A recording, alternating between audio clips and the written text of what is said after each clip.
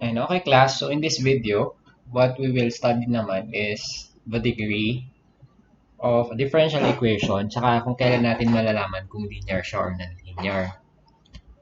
So for this topic, very important na matutunan natin una kung paano rin ma-identify yung degree ng isang differential equation, paghahanap ng derivatives. Also is yung pag-identify which variables are independent and dependent.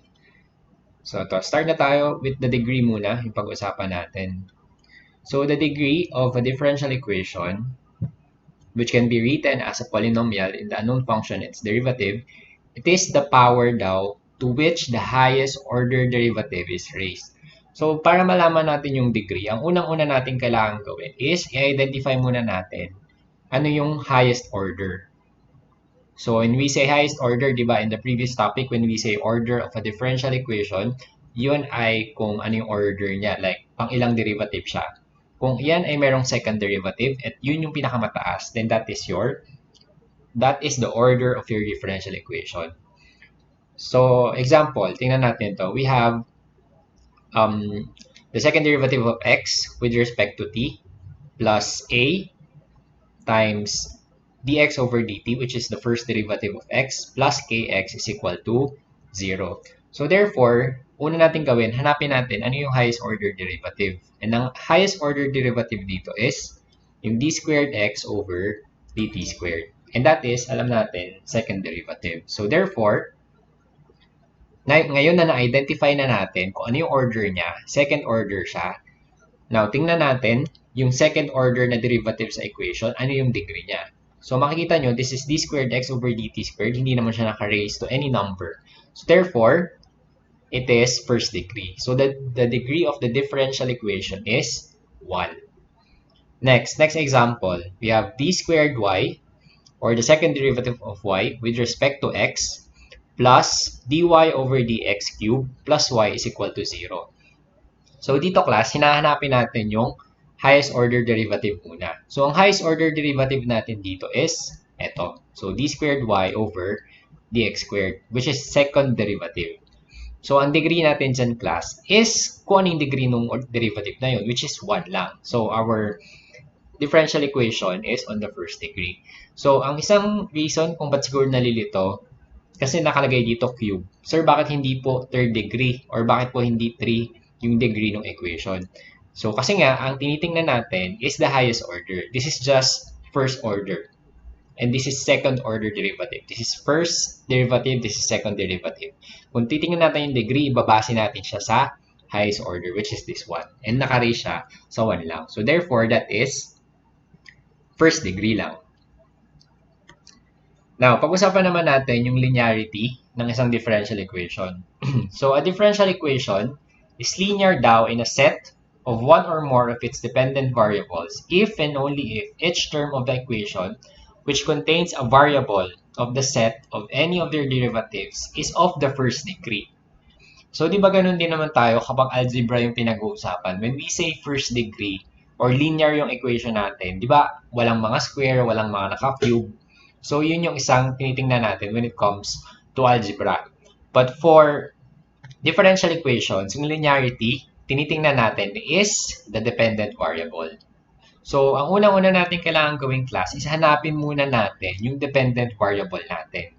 Now, kapag nakita mo na yung dependent variable, i-check mo ngayon kung at any given point ba nung equation, mamumultiply yung equation na yun, ay yung variable na yun, yung dependent variable natin sa sarili niya or sa derivative niya. Kung hindi, then linear siya. Tapos yung opposite naman nun is non-linear. So at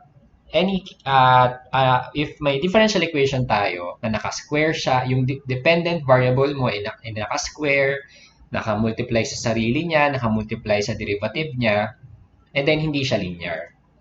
So para mas maintindihan natin, tingin tayo ng examples. So take this differential equation, y double prime minus y prime plus y is equal to 0. Now, ang unang-una natin kailangan gawin, hanapin yung dependent variable. But this is very easy to identify naman. Now, ang dependent variable natin dito is obviously y. Kasi pag in-expand natin to, di ba, this is d squared y over dx squared.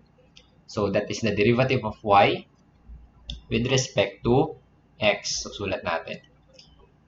So yan, kapag in-expand natin yan class, yung y double prime natin is d squared y over dx squared, which means the second derivative of y with respect to x.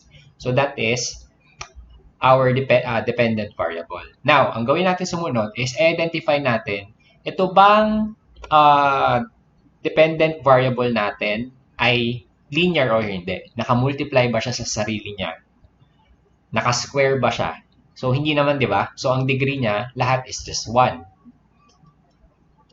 So, ang degree nito, therefore class, this is a linear differential equation. Pero halimbawa class, meron tayong part dyan ng equation na nakamultiply sa sarili niya. Let's say for example, y nakamultiply sa y prime. So, kapag pinag-multiply mo to, you're basically multiplying two values of y with each other. So, mas square yan kumbaga. So, therefore, this is not a linear equation kung may ganitong term.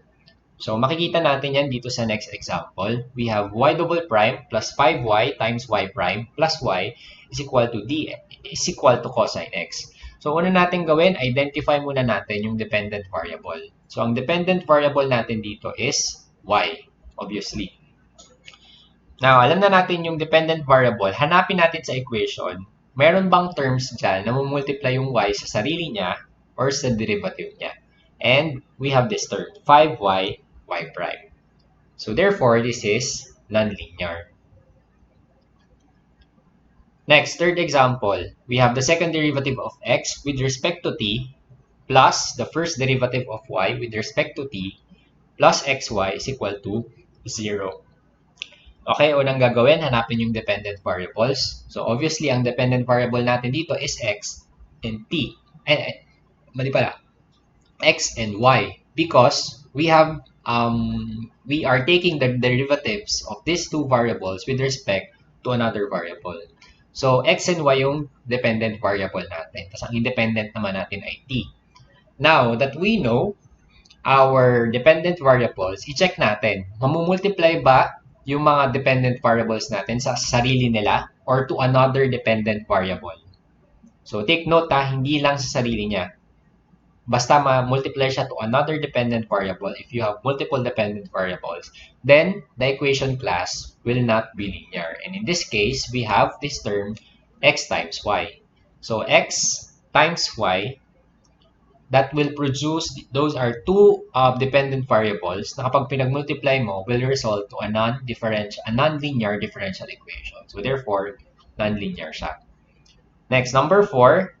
We have y double prime plus 4xy prime plus 2y is equal to 0. Okay, identify muna natin, ano ba yung dependent variable? That is y. So, kung y yung dependent variable, is there any term in the equation na yung y mamumultiply sa sarili niya or to another dependent variable or to a derivative of another dependent variable or sa sarili niya? Di ba wala naman? So, therefore, this is a linear differential equation. Eh sir, bakit dito xy non-linear? Bakit dito may xy prime hindi linear? O kasi class, x is not a dependent variable.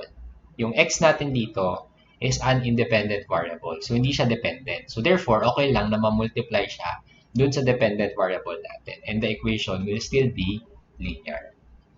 So, that is it for the degree and linearity of differential equations.